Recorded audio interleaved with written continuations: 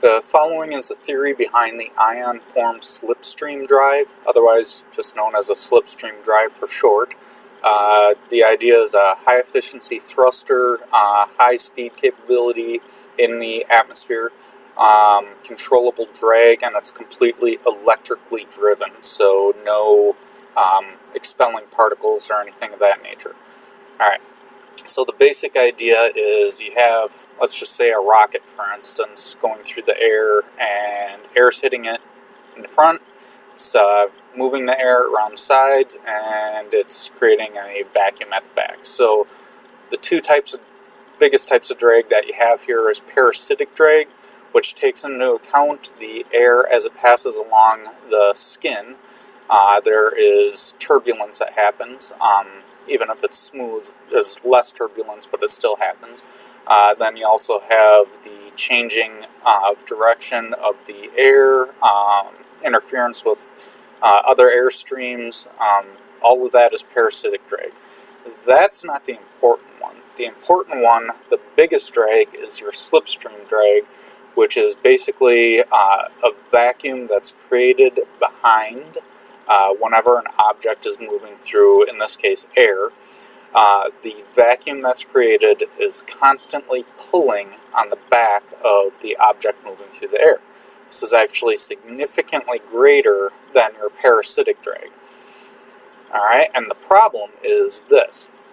Take these two shapes, for instance, a cylinder and a streamlined shape. They both have different drag coefficients.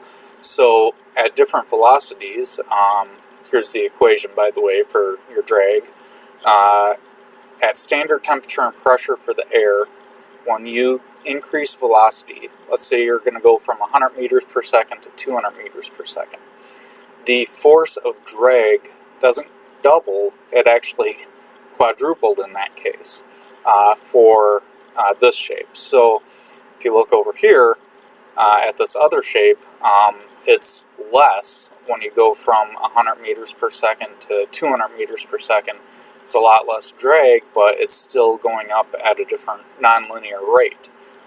So the problem is, the faster you go, the harder it is to go even faster. So if you could control the formation of your slipstream, then you would greatly reduce your overall drag, and you could, like, let's say you changed your slipstream so that it was more of a linear drag.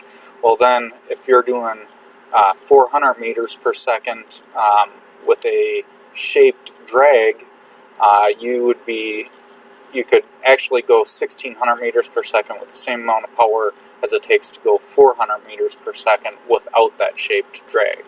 So how do you get that? Well, the slipstream thrust is two parts. It's shaping the drag by ionizing the air, and it's also accelerating the air, which is also producing thrust.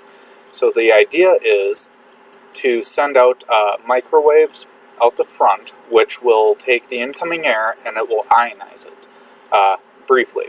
It'll strip any extra electrons, and then at the back of the object you want it to be charged with extra electrons, so your air ions are now going to be attracted to the back of the object.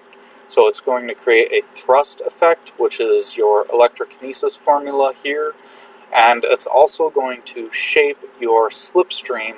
So instead of creating a long vacuum pressure system behind you that's constantly pulling on you, it's actually closing that system and creating a much smaller slipstream drag.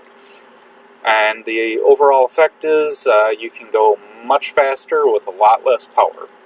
And also you can create thrust that's completely electrically driven inside an atmosphere. This would be ideal for atmospheric re-entry of an object because the air at the outer atmosphere, like the Kármán line, is very easy to ionize. So it could control re-entry real well and create much higher speeds inside the atmosphere. So some design considerations to take into account are, of course, your conductive dielectric strength of the object, has to be quite high.